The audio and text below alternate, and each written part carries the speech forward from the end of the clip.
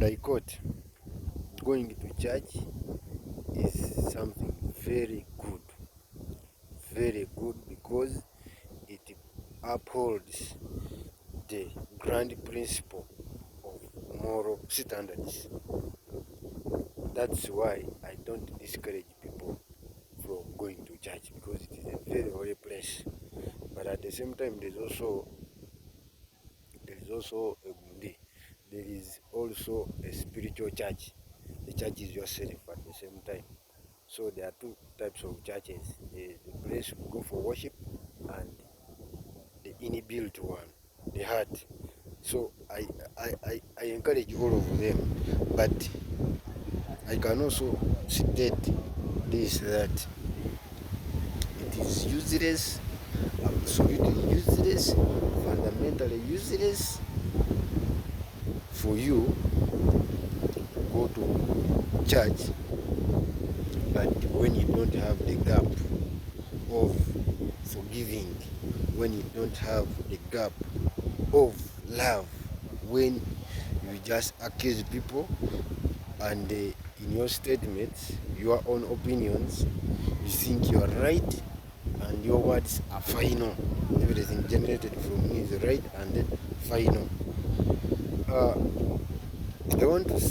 I want to say this, that every person, this was I copy from my land colleague Shakespeare, that before you pray, learn to forgive. Learn to forgive. How many of you do that? And how many of you have ever forgiven your enemies? And maybe you also mentioned this. A wise person does not have enemies. He's just, or she's just not in love with your idea. Meaning that you can be an enemy of someone's idea, but you can't be an enemy of a person if you are wise. So those people who hold grudges against people, and now they pretend they talk words of togetherness and unity, yet they have something in their heart. I think those are the perpetrators, the fortune hunters, the opportunists.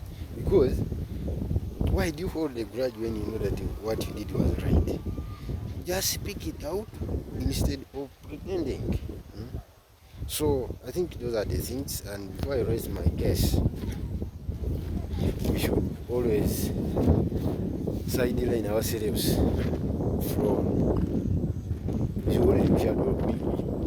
we should always sideline ourselves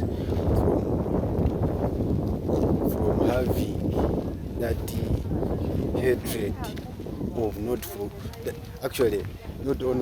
hatred, but those evils of not forgiving, not loving, and accusing, basing on your opinions. So the church doesn't encourage that. So I raise my case and made Allan Nasawali'S.